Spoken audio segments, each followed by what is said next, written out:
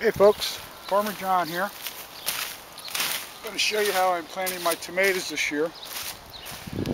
We started out by putting down this 10-year black plastic, and then I've come along with my hole saw and put a regular 4.5-inch hole saw and run it backwards. You can run a nice hole, a 4-inch hole, because I use 4-inch pots for my tomatoes. Then you want a piece of, let's get this out, piece of 4-inch PVC plastic thin wall pipe. Put it down into the hole, push it down as far as you can. I just take a piece of a brick, but you could use a 2x4 and a hammer. And what that does is dig you a really nice, perfectly round hole. And I'll take it, turn it upside down. Now it's a little wet today. We had a big rain, about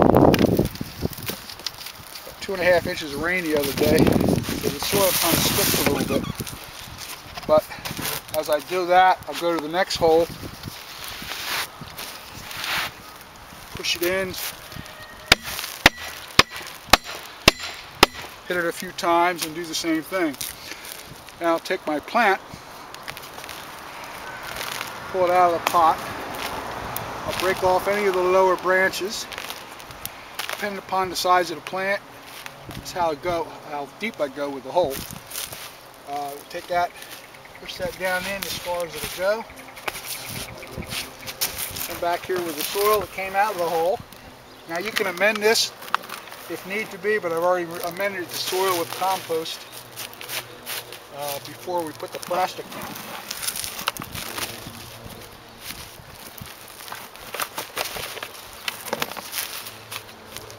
Pack that in around the tomato, and to have it all set up for our drip system, I'll put each emitter in each plant. And we're going along here. We got enough room for, I think, 32 tomatoes. These are Roma tomatoes, the ones I'm planting now. We're going to do the Florida wrap, which I'll show you how to do a little later. Actually, these plants are big enough I might be able to put a row in, one row 6 inches up off the ground. And I'll show you these over here. We're going to do, the first row is an early round tomato. They're red and orange. 60-day tomato. And I've already got, there's a couple plants here already with tomatoes on them. This is what, I think 16th or 17th of May. Just had a huge frost the other night. Night before last. So I'm trying to get in here. I usually have these all in there by now, but then these here are for the determinate tomatoes, which they grow to a determinate height, which shouldn't be hopefully any more than these poles. Then next to them, I use these tomato cages. Do the same thing. Drill the hole, put the tomato cage in place.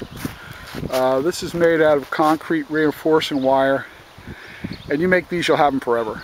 I think last year I finally ended up replacing them, and I had them over 15, 18 years. They finally just rot.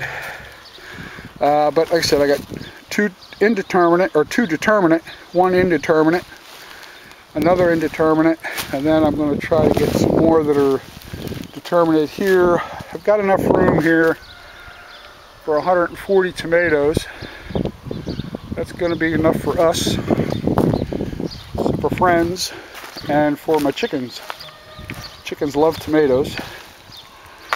So I'm planting a couple of different breeds of Romas. These are just a Regal Roma.